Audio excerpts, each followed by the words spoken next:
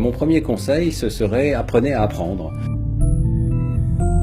Il y a un certain nombre de découvertes scientifiques qui peuvent vous aider à mieux apprendre, que ce soit dans le domaine de la mémoire, du sommeil, de l'attention. Alors la première règle, c'est apprenez à faire attention. Apprenez à vous concentrer sur ce que vous essayez d'apprendre. Ne vous laissez pas distraire. Il y a un système dans votre cerveau qui s'appelle l'attention exécutive qui vous permet de sélectionner une ligne de pensée. Un exemple, l'apprentissage de la musique. Vous allez pendant quelques minutes par jour vous concentrer totalement sur cette activité. Et j'insiste sur le fait que ça doit être pratiqué tous les jours parce que tous ces apprentissages ne viennent pas en une seule fois. S'il y a une découverte vraiment fondamentale des sciences cognitives, c'est que il vaut mieux distribuer l'apprentissage que le regrouper en une seule fois. Si on a 2 heures d'apprentissage, il vaut mieux un quart d'heure pendant 8 jours qu'une seule fois 2 heures.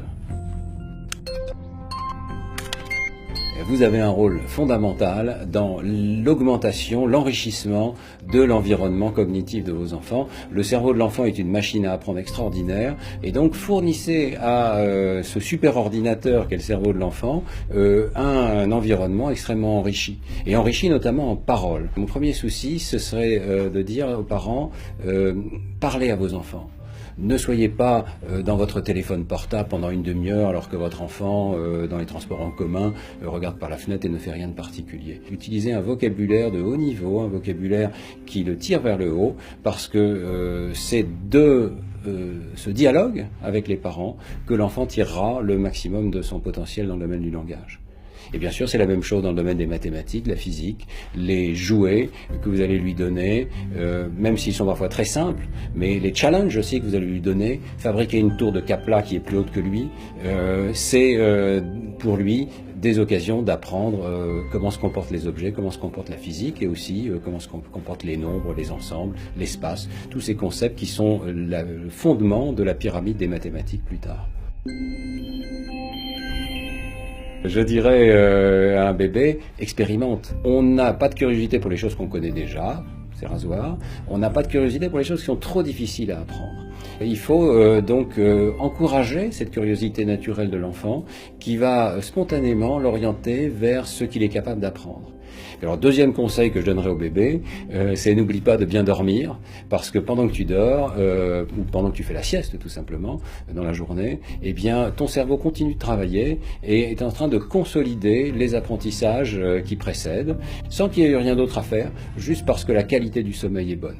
Et donc c'est aussi une recommandation évidemment aux parents, laissez vos enfants dormir, assurez-vous qu'ils dorment profondément et qu'ils dorment suffisamment longtemps. Ce n'est pas du temps perdu du tout, c'est du temps d'apprentissage.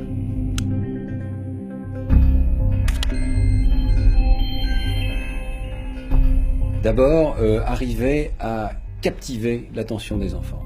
Vous devez canaliser leur attention vers ce que vous cherchez à enseigner. Ensuite, ne faites pas un cours magistral. On sait que ça n'est pas la meilleure manière d'enseigner. Faites un cours dans lequel il y a des périodes évidemment d'enseignement, et puis il y a des périodes de mise à l'épreuve. Vous questionnez les enfants. Tous les bons enseignants le savent déjà évidemment, mais c'est ça qui marche. Posez des questions, laissez les enfants répondre. Et alors, troisième conseil, acceptez les erreurs. L'erreur est une part absolument indispensable de l'apprentissage. Vos élèves feront forcément des erreurs. Ne soyez pas impatients, soyez comme un prof de musique qui sait parfaitement que la première fois le morceau n'est pas parfait, qu'il y aura des erreurs, mais que jour après jour la consolidation va se mettre en place.